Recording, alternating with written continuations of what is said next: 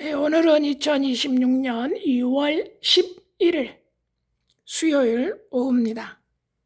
저희 지리산 둘레길 사과농원 개별 판매가 오전에 마감이 되었고요.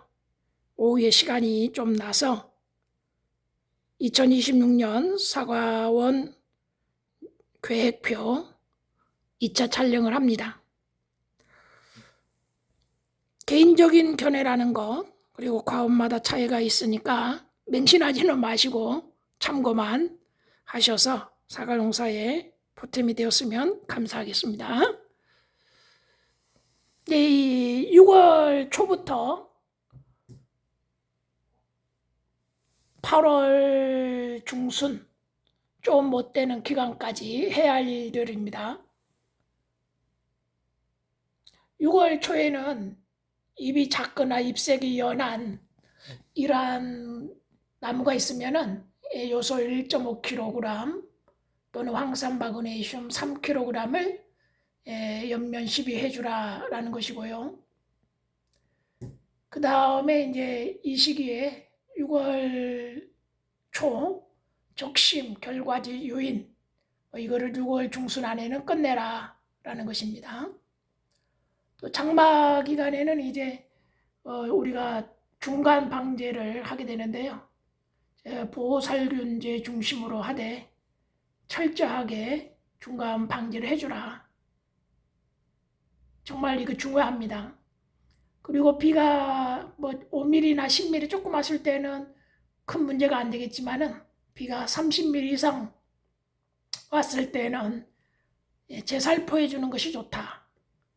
그리고 이제 농약할 때 우리는 이제 물 한 통 500리터에 농약을 혼용해서 살포할 때 300평 기준으로 해서 방제를 해라. 이 말은 좀 꼼꼼하게 이제 방제를 해야 된다라는 것을 말하는 것이죠.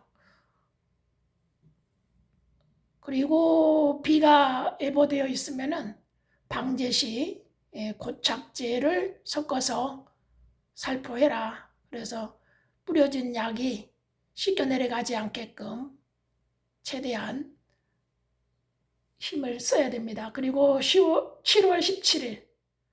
17일에는 탄저병 치료제를 반드시 살포해라. 제가 강의를 듣다 보니까 어떤 강사님이 하신 이야기입니다. 그리고 이거는 8월 8일 이후에 증상이 나타난다. 그리고 포도당은 이제 흐린 날씨가 지속될 때는 광합성 작용을 못하니까 포도당을 좀 연면 시비해 줄 필요가 있다. 그리고 칼슘과 인산가리는 번갈아 가면서 연면 시비를 하라는 것이고요. 농약과 혼용 가능한 칼슘제도 있습니다. 잘 활용하시면 되겠고요. 그다음에 염화칼슘하고 농약을 섞어서 할 때는 염화칼슘을 하루 전에 1에서 1.5배 정도 해서 먼저 녹여 놓고 나서 그리고 이제 농약을 혼용해라는 것이고요. 칼슘은 이제 5월 말부터 4회 이상 8월 초까지 해라. 그리고 인산가리 1.5kg 해서 2, 3회, 황산가리 1회 8월 달에 이렇게 해주라라는 겁니다. 그리고 장마 후에는 이제 비가 많이 오면 얘네들이 뿌리가 이제 물에 잠겨 있는 것과 같습니다. 그래서 제대로 기능을 못하죠. 그래서 잎의 회복을 시켜줄 필요가 있다. 그래서 황산 마그네슘 3kg, 연면 시비해주라 라는 것입니다. 그리고 밀양요소 살포도 연면 시비 고려해 볼 필요입니다. 그럼 뭐 포도당 활용하는 것도 도움이 될 것 같습니다. 그리고 이제 밑으로 좀 내려와 볼까요? 내려오면 이제 8월 중순부터 9월 초까지라고 할까요? 9월 중순까지라고 하면 되겠네요. 9월 중순까지. 9월 27일이 추석입니다. 그래서 여기는 주로 이제 홍로 계열에 많은 관심을 가져야 할 때입니다. 황산가리 8월 말에서 9월 초에 물 500에 1.5kg 연면 12. 수확 3주 전에 1회, 수확 2주 전에 1회. 이런 식으로 황산가리 연면 10이 필요하고요. 황산가리는 착색하고 당도에도 영향을 줍니다. 착색이 시작이 되어지면은 1차 저격을 하라는 건데 과일에 붙어있는 잎 위주로 저격을 하고요. 2차 저격은 이제 착색이 한 30% 진행되었을 때 과일 주변에 잎들을 제거해 주는 것입니다. 그리고 그때는 이제 도장지를 잘라 없애시는 분들이 있는데 지금은 도장지를 제거하기보다도 도장지가 한 60cm 이상 이렇게 된 것들 있잖아요. 그러면은 그 중간이나 중간 밑 부분에서 한 40에서 50% 정도 되는 지점에서 잎을 싹 훑어버리는 거죠. 그래서 남아있는 잎은 착색이나 당도 올리는데 일을 하게 하고, 그리고 또 남아있는 잎은 일소의 피해를 방지해주는 그런 활용으로 자르는 것보다 중간 이하의 잎을 제거해주는 것이 좋다. 그리고 수확 2주 전에는 이제 이 저ገብ을 마감을 하고요. 그리고 바로 반사지 깔지 말고 한 이틀 정도 있다가 반사지를 깔아달라라는 거고요. 은박 반사지를 많이 쓰는데 얘는 온도도 올립니다. 그런데 이제 흰색 반사지라는 게 있는데 좀 고가긴 한데 한 3년 정도 재활용 가능하다고 해요. 이런 것도 있으니까 활용해 볼 필요가 있고요. 그 다음에 이제 추석이 9월 27일이다 보니까 빠른 것도 아니고 또 너무 늦은 것도 아니고 그럼 적당하냐? 그렇지도 않고요. 그래서 약간 늦은 시기라고 보면 돼요. 홍로가 9월 초에 이렇게 수확을 한다고 그러면 27일이면 좀 밀려있죠. 그러니까 뭐 일찍 출하를 하시든지 아니면 저장고를 활용해서 판매 전략을 세울 필요도 있습니다. 개별 판매하실 분들은 저장고에 좀 저장했다가 추석 선물로 출하해도 괜찮겠죠. 그래서 신선도 유지제 처리를 해서 보관하셨다가 판매하는 거. 그리고 되도록이면 오전에 저장고에 넣으라는 것이고요. 수확 후에는 이제 감사비료. 세력이 센 나무는 상관이 없습니다만은 약한 나무에게는 요소 10kg을 한 1, 2회 정도 연면 12회 주라는 겁니다. 그리고 과도한 저격은 착색 당도와 일세 피해를 발생시킬 수 있습니다. 그래서 저격하는데도 너무 많이 훑어내는 것은 그렇게 좋지 않은 것 같습니다. 그 다음에 과수원 온도 내리기가 있는데 이 8월달, 9월달 과수원에 이제 온도가 높은 시기 아닙니까? 이럴 때는 이제 풀 관리를 통해서 온도를 조금이라도 내려주고 뭐 스프링클러나 관수를 통해서 온도를 좀 내려주고 아니면 방풍팬이 있으면 그걸 가동해서라도 온도를 좀 내려주는 것이 필요합니다. 그래서 뭐 착색이나 뭐 당도 이런 거 올리는데 조금이나마 도움이 될 수 있으면 해야 합니다. 그리고 이제 착색이 시작이 되면은 새 피해가 또 많이 발생하는 시기입니다. 얘네들이 어떻게 자라는지 맛만 좀 돌면 그때부터 새들이 이제 달라들기 시작해요.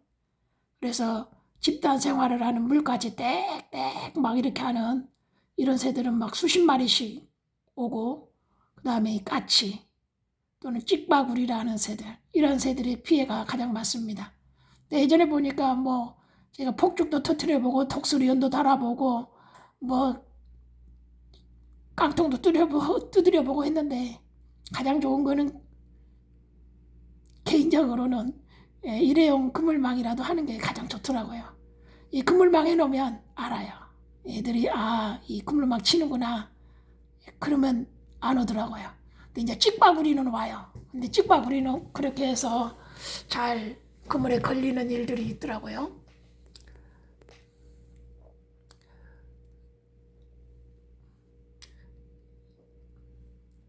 이제 9월 초부터 10월 중순까지 이제 후지 해야 할 일들입니다.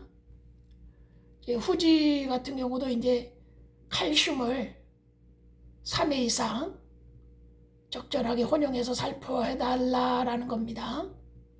고온 시에는 탄산칼슘, 일소 방지 효과가 있습니다. 하지만 꼭지에 하얀 가루가 남는다라는 것, 그리고 수확기에는 초산칼슘을 해라는 것. 자, 아니면 이제 흡수가 좋은 유니칼슘을 농약과 혼용해서 살포하라는 것. 그러니까 한 3회 되니까 앞에서 홍로 한 4회 정도 했으니까 한 7번 정도 칼슘은 하게 되겠죠. 그 다음에 인산 황산가리는 수확 3주 전까지 해달라는 것인데요. 9월 초에 인산가리, 9월 이후에는 황산가리를 연면 10여 줘라. 그리고 칼슘과 번갈아서 연면 10여 줘라. 1차 적엽은 과일이 붙어있는 잎, 2차 적엽은 과촉엽과 주변에 있는 잎. 이 과촉엽은 이제 우리가 사과 꽃눈 나올 때 그때 나온 잎들입니다. 이때쯤 되면 얘네들은 거의 자기 할 일을 다 끝났습니다. 그래서 제거해도 아무런 문제가 없습니다. 그리고 도장지 제거는 최소화하고 하단 40에서 50% 정도 부분에서 잎을 훑어서 햇볕하고 또 남아있는 잎들이 일을 할 수 있게끔 해주는 것이죠. 자, 먼저 나온 잎이 먼저 일하고 늦게 나온 잎이 늦게까지 일한다. 이 말은 이제 그 사과 열매 주변에 있는 잎들은 일찍 나온 잎들이잖아요. 그래서 얘네들은 그동안에 일을 했고, 그 다음에 이제 그 뒤에 발생되어진 잎들은 새로 나온 잎들이잖아요. 그러니까 늦게까지 일을 하는 것이죠. 그래서 적엽을 할 때 그 사과 주변의 잎들 제거하는 거, 그 다음에 도장지라고 해서 무조건 다 제거할 필요는 없다라는 거고요. 적엽은 수확 2주 전까지 마감을 하고 이후 후에 반사지를 깔아주라라는 것이고요. 또 이 시기에 우리가 놓쳐서는 안 되는 부분이 있는데요. 그게 뭐냐면은 고온으로 인해서 응애가 발생할 수가 있습니다. 이때 이제 응애가 또 급속적으로 번지게 되면 결국 잎 따버린 거하고 똑같아요. 공장을 폐쇄시키는 것하고 똑같습니다. 그래서 응애 피해가 발생할 수 있기 때문에 이때 응애 방제 신경 써야 합니다. 그리고 이제 적엽 후에는 프루겐을 10월 상순경에 살포해서 저장 중에 전문이 썩은 병을 예방해야 된다라는 겁니다. 자, 그러면은 이제 11월 10월 중순 이후부터 11월 초까지 해야 할 일들에 대해서 생각을 해보겠습니다. 이제 이때는 이제 수확을 하게 되겠죠. 수확을 할 때 한꺼번에 다 수확하려고 하지 마시고 1차 수확, 2차 수확, 3차 수확 이렇게 나눠서 수확을 하면 될 것 같습니다. 그리고 1차 수확하고 나면 그만큼 또 다른 열매들에게 힘을 실어줄 수 있으니까 그런 방법을 쓰는 것이죠. 그다음에 이제 저장해야 할 부분들은 너무 100% 다 익은 것을 저장하는 것이 아니라 어느 정도 한 85% 정도 익었다. 그러면 수확을 해서 저장에 들어가는 것이 좋고요. 바로 판매할 것들은 이제 최대한 익혀가지고 판매하는 것이 좋겠죠. 우리가 설이 맞으면 맛있다 뭐 그런 말이 있는데 사실 그것들은 이제 바로 팔 때 바로 직판하거나 할 때 거래할 때는 괜찮지만 이제 저장하면은 좀 그렇죠. 그래서 저장하려고 한 것들은 설이 안 맞아도 어느 정도 익으면 한 85%뭐 90% 정도 익으면 따서 저장 들어가면 더 맛있는 사과가 됩니다. 그러니까 이 부분 고려해 볼 필요가 있겠죠. 그 다음에 저장 시 저장 온도는 0도, 수분 관리를 철저히 해줘야 된다라는 거예요. 그렇지 않으면은 저장고에서 사과가 수분을 마릅니다. 수분이 이렇게 팬 돌아가고 하면서 말라요. 그래서 가습기 활용해서 저장고 내에 습도 유지해 주는 거 필요하고요. 그 다음에 신선도 유지에 처리해서 저장할 필요가 있습니다. 이렇게 하면은 이제 뭐 해야 할 일들은 마감이 된 것 같습니다. 예, 여기 보면은 이제 방제 시 주의해야 할 점에 대해서 또 정리를 했습니다. 이제 물의 pH 농도, 우리가 농약할 때 pH 농도가 상당히 중요합니다. 이게 잘못하면은 농약은 하긴 했지만 농약의 효과를 제대로 살리지 못할 수가 있어요. 그래서 물의 pH 온도가 5.5에서 6.5 이때 농약의 효과가 가장 좋습니다. 그렇기 때문에 뭐 pH 측정기를 활용하든지 해서 물의 pH 맞추는 거 필요합니다. 그다음에 이제 예전에 저는 뭐 뭣도 모르고 누가 빙초산 한 컵을 넣어라 해서 500에다 빙초산 한 컵 넣었는데 바보 같은 짓이에요. pH 농도를 측정해서 하다 보면은 그렇게 많이 안 들어가더라고요. 그래서 pH 측정기 있으면 그걸 활용해서 적절하게 5.5에서 6.5 범위를 맞추어서 농약 살포하는 것이 최고의 효과를 낼 수 있습니다. 그리고 예전에 저 같은 경우 이제 초기 농사할 때 물 500 가지고 500평을 방제를 했습니다. 그러나 지금은 기후 변화라든지 뭐 여러 가지 조건 때문에 500 가지고 500평 하는 것은 너무 헐렁해요. 그래서 물 500리터 300평 기준으로 방제를 해라. 농약값 좀 더 들어가겠죠. 그런데 수확이 좋으면 그 이상을 보상받을 수 있다라는 거.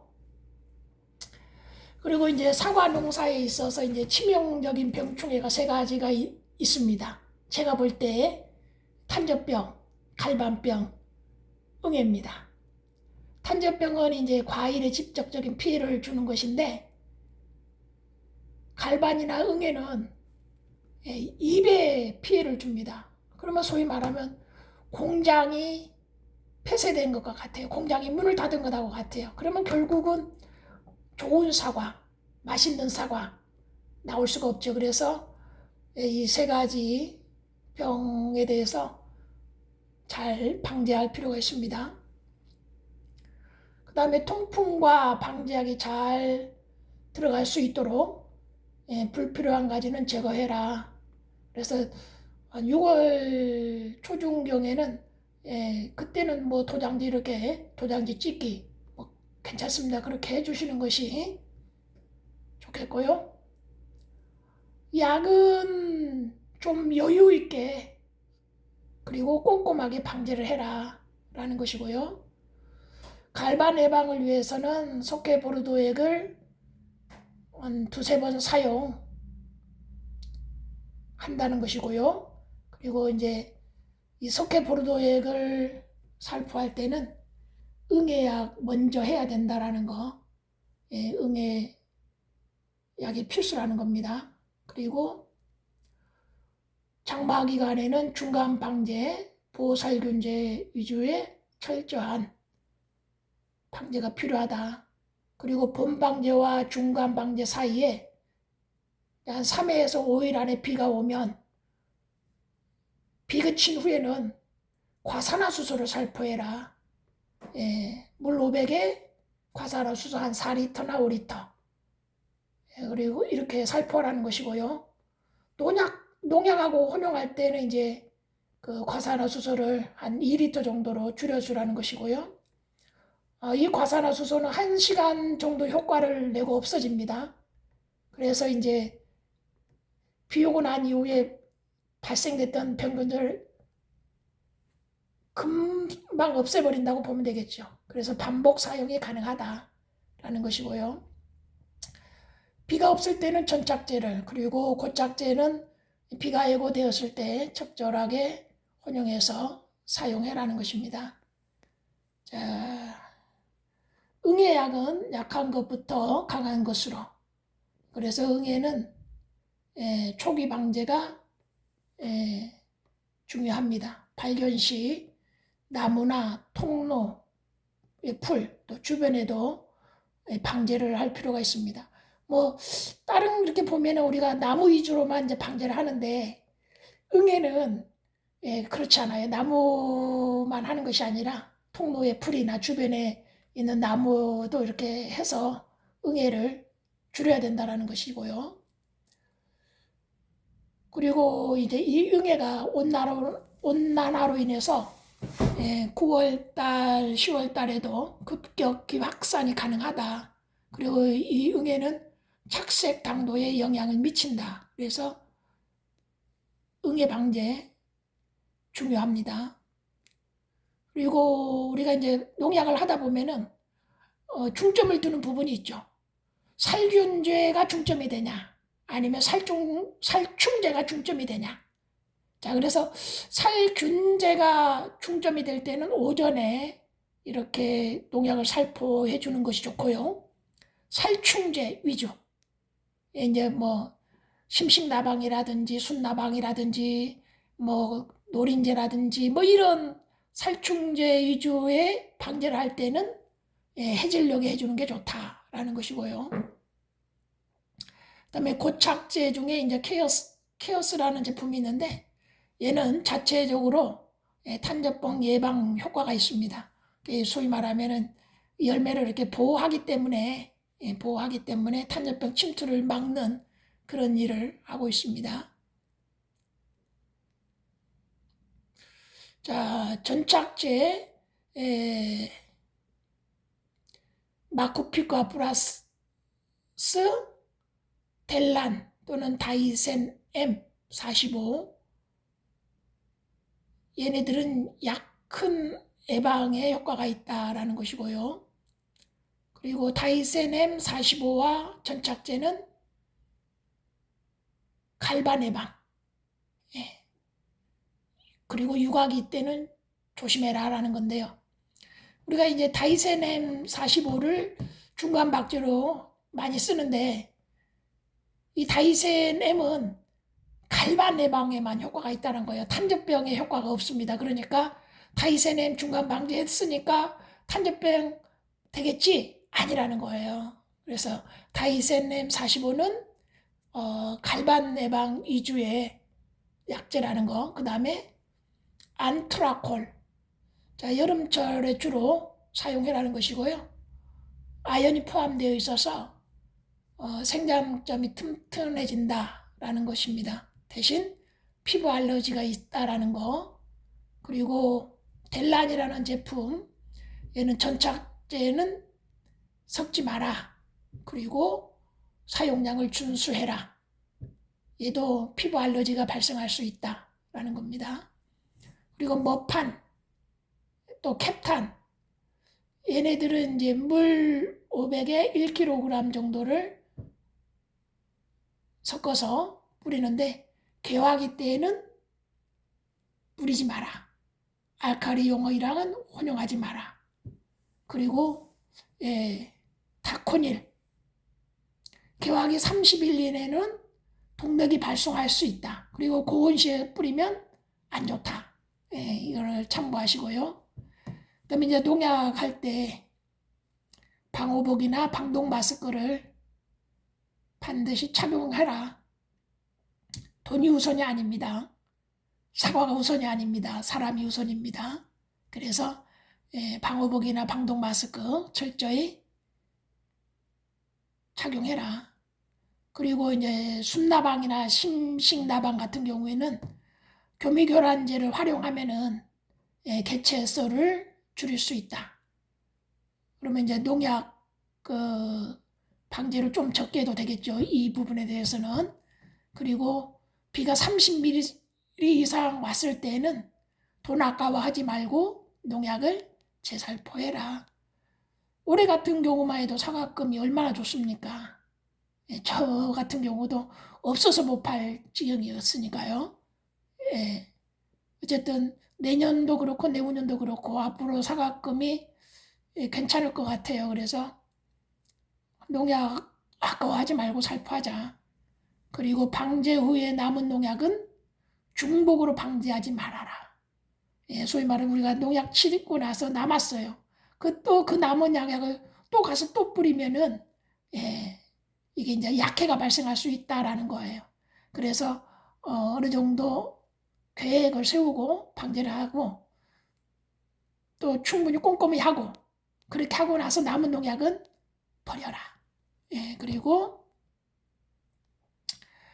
IC412 석회보르도에 혼용 가능한 것은 살균제로는 이제 황영웅, 델란수아제 혼용 가능하다는 것이고요. 살충제로는 이제 라이몬, 비카드, 애니충, 알타코아, 팬덤, 노멀트 뭐 이런 것들이 있습니다. 그래서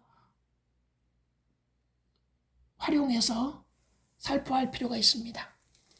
그래서 지금까지 2026년 저희 지리산 둘레길 사과농원